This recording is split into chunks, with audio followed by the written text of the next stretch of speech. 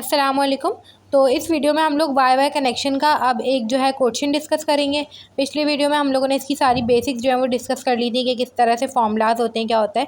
ठीक है, अब ये हमारे पास एक वाई वाई कनेक्शन बना हुआ है। वाई वाई कनेक्शन कैसे पता चला कि 1110 110, ठीक है, एंगल 0, 110 एंगल 120 और 240, ये तीनों हमारे पास वाई में कनेक्टेड हैं, जो कि तीनों वोल्टेज सोर्सेज हैं। और 10 प्लस का J8 ओम, ये तीन लोड भी हमारे पास वाई में कनेक्टेड है। बेशक वो बना हुआ टेढ़ा है मगर वो है वाई ही, ठीक है। तो ये भी हमारे पास वाई में कनेक्टेड है, लोड भी। तो हमें पता चला ये हमारे पास लोड भी वाई में कनेक्टेड है और सोर्स भी वाई में कनेक्टेड है, तो वाई वाई कनेक्शन है। अब यहाँ पे जो स्मॉल ए स्मॉल बी स्मॉल सी जो है वो मेंशन नहीं है, मगर मैं आप लोगों को बता देती हूँ। जो VAN है वो है हमारे पास 110 एंगल 0, ठीक है। और जो हमारे पास VBN है वो है 110 एंगल -120, और जो VCN है वो है 110 एंगल -240, ठीक है। ये जो 5 माइनस का J2 ओम है, ये लाइन की इम्पिडेंस है Z स्मॉल l। और यहाँ पे हमारे पास जो 10 प्लस का J8 ओम है, ये हमारे पास ZL है, मतलब कि Z लोड है, ठीक है। और लोड जो है वो कैपिटल L में शो करते हैं हम। इस तरह से करके हमें जो है इसको सॉल्व करना पड़ेगा। अब यहाँ पे हमें फाइंड क्या करना है, हमें यहाँ पे लाइन करंट फाइंड करना है, ठीक है। तो लाइन करंट के लिए मैं आप लोगों को सबसे पहले बताऊँ कि जो 5 माइनस का J2 ओम है और जो 10 प्लस का J8 ओम है, ये दोनों आपस में सीरीज़ में है, ठीक है। तो मैं सबसे पहले इसको सीरीज़ में सॉल्व करके आंसर निकालूंगी, Z टोटल निकालूंगी, और फिर V/R मतलब कि V/Z करके जो है मैं इसका जो है लाइन करंट निकालूंगी, जो कि फेस करंट के बराबर भी होता है, लाइन करंट के बराबर भी होता है। अगर आपको सवाल में कुछ भी कहा जाए तो आपने यही मेथड सॉल्व करना, यही मेथड जो है वो यूज़ करना है। अब हम देख लेते हैं कि हमें इसको किस तरह से करना है।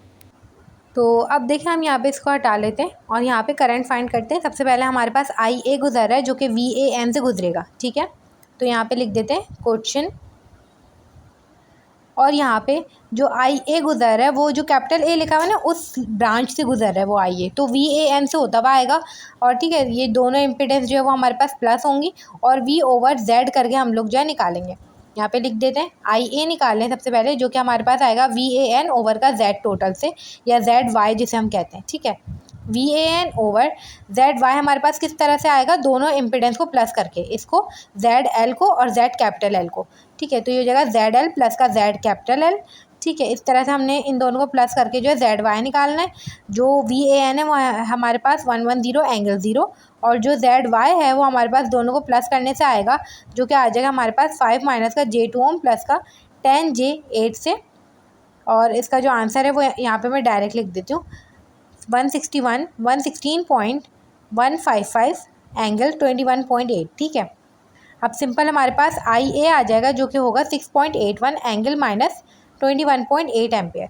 अब देखिए, मैं IB और IC के लिए क्या करूँ, IA का ही मैग्नीट्यूड लें, क्योंकि ये हमारे पास बैलेंस्ड 3 फेज सिस्टम है। मैग्नीट्यूड वही होगा, और जो हमारे पास एंगल होगा उसमें से -120 करूँगी। और जो IC है उसके लिए मैग्नीट्यूड वही है जो IA का है, और अब -240 करूँगी। ये -120 और -240 वाली चीज़ हम एक और दफ़ा भी समझ लेते हैं, मगर ये चीज़ हमने बेसिक्स में डिस्कस की थी।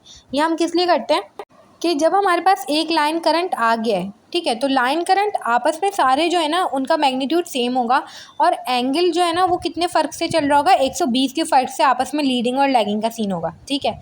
हमारे पास एक दफ़ा IA आ गया, मुझे IB निकालने के लिए उसके एंगल में सिर्फ -120 करना है, और IC निकालने के लिए IA के एंगल में मुझे सिर्फ -240 करना है, क्योंकि IA के पीछे चल रहा है IB और IB के पीछे चल रहा है IC, और ये तीनों जो है बैलेंस्ड है, तभी ये -120 वाला काम मैंने किया है। अगर ये अनबैलेंस्ड होगा तो मैं ये -120 करके दूसरा वाला IB नहीं फाइंड कर सकती, क्योंकि वहाँ पर हमारे पास 120 के डिफरेंस से नहीं चल रहे होते, वो अनबैलेंस सिस्टम होता है, ठीक है। तो इसलिए हमने यहाँ पे ये काम किया, और इस तरह से हमने तीनों लाइन करंट जो है वो हमने निकाल लिए इस सवाल में।